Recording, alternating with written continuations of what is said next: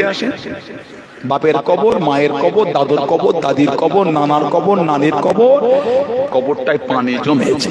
আহা, একদিন আমরাও কিন্তু আমাদের মুরব্বী আত্মীয়দের কাছে গিয়েই শুভ।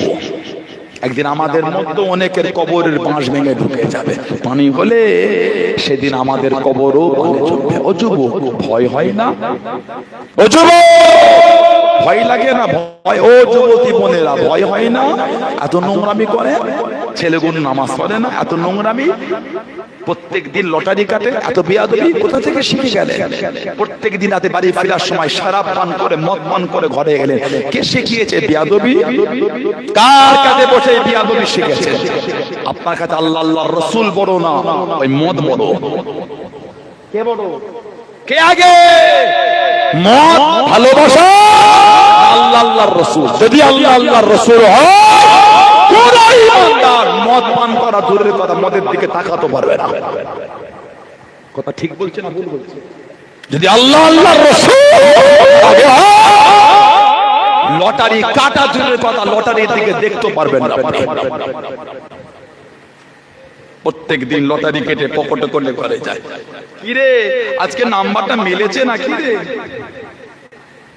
ঈদের আগে যদি মিলতো, ফিস্টিটা আমি দিতাম। নাউজুবিল্লাহ বলে, জোরে বলে। আপনি ঈমানদার নয়, আপনি ঈমানদার নয়। যত টুপি মাথায় দিয়ে জুম্মার দিন ফাঁস কাটা রেখে দাঁড়ান, নামাজ পড়লে কবুল না, মিথ্যা কথা। নামাজ পড়লে কবুল, মিথ্যা কথা। কবুল হবার মতন পড়লে কবুল। লটারি কাটবেন, তাস খেলবেন, সুদ খাবেন, জুয়া খেলবেন, মিথ্যা বলবেন, হারাম খাবেন, নোংরামি করবেন, নামাজ পড়লে কবুল।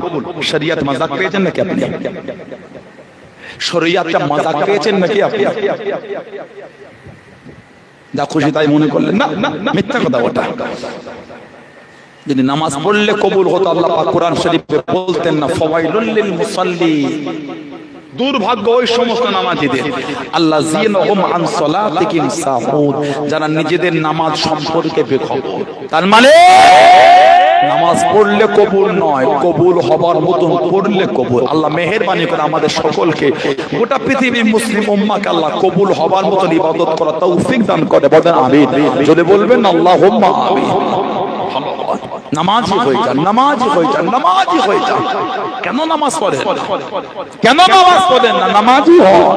নামাজি বান্দা বান্দীদের শরীর থেকে কিয়ামতে উজুর জায়গা থেকে নূর চমকাবে। জোরে বলে, আর একটু ভালোবাসা বলা গেল না?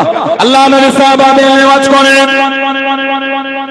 ও জওয়ানেরা, ও আমার মুরব্বি বাবারা, মায়েরা, বোনেরা, আল্লাহ নবী সাহাবাদের নামাজ করেন সাল্লাল্লাহু আলাইহি ওয়াসাল্লাম। আল্লাহ নবী জানিয়ে দেন, মানুষ যখন মারা যায়, মানুষের লাশ থেকে গোসল নেয়, জানাজার নামাজ পড়ে, কবরে দাফন করে, জিদার বাড়িতে চলে যায়। আল্লাহ রাব্বুল আলামিন মুনকার কবরে দুজন ফেরেশতা পাঠিয়ে দেন, মুনকার নাকির।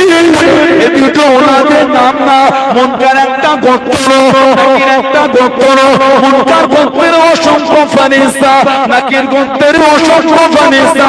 মুনকার গোত্রের ফেরেশতাকে মুনকার বলা হয়, নাকির গোত্রের ফেরেশতাকে নাকির বলা হয়।